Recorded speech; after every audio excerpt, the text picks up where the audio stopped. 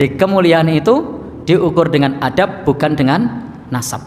Maka meskipun orang itu dari jalur nasab yang baik, nasab yang benar, kalau mengajarkan khurafat, mengajarkan dongeng, mengajarkan cerita-cerita yang takhayul, maka tidak perlu didengarkan ceramahnya. Kenapa? Yang merudu qalbak, itu akan membuat hati kita teracuni. Kemudian juga kalau di daerah Pantura ini, salah satu yang populer yang saya ikuti adalah menganggap orang suci, orang soleh itu dipengaruhi oleh nasab, ya kan?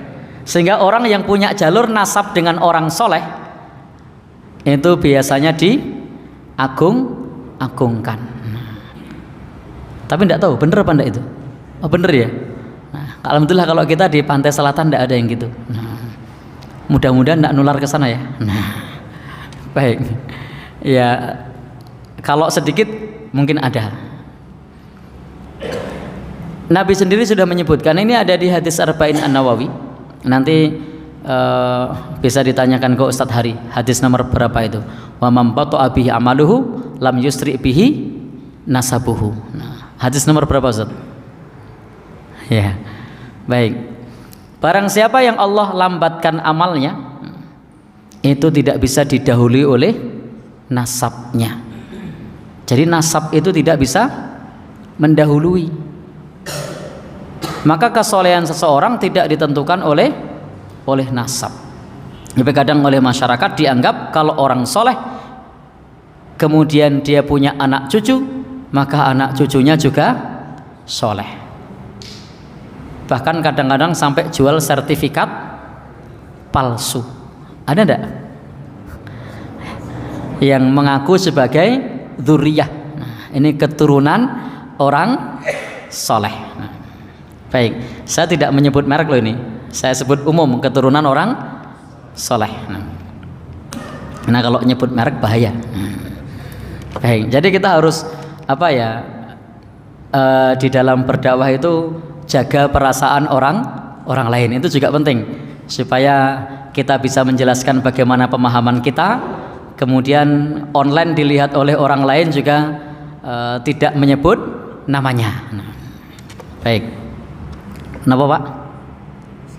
Nah, baik, sehingga bisa tetap kondusif. Nah, bahkan guru-guru ngaji kita dulu sering memberikan nasihat. Apa nasihatnya?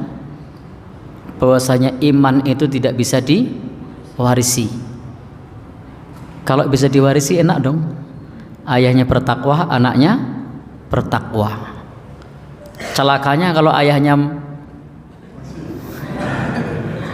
ahli maksiat, anaknya ahli maksiat. Dan itu tidak bisa dibenarkan.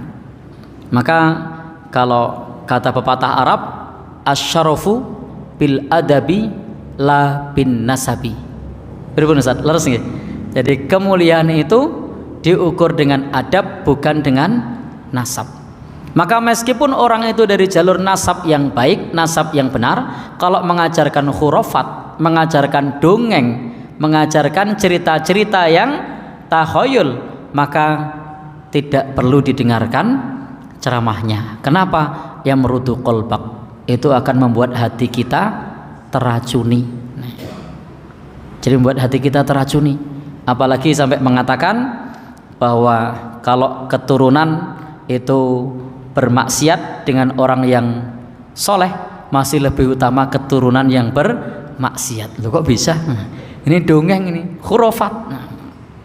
Baik, sehingga teman-teman semua yang berbahagia, yang dirahmati Allah Subhanahu wa taala, ini seperti yang disampaikan oleh teman kita yang buat judul ini benar-benar jungkir balik. Kenapa? Kesolehan seseorang diukur hanya sebatas dengan nasab. Padahal hadis Nabi mengatakan barang siapa yang dilambatkan amalnya tidak bisa didahului oleh nasabnya. Andai bisa didahului oleh nasabnya, enak. Yang keturunan orang soleh, maka nanti semuanya jadi soleh nanti. Begitu semua sudah ngaji, anaknya soleh semua, itu otomatis sekolah tutup nanti. Yang kasihan Ustadz Mukhlisin,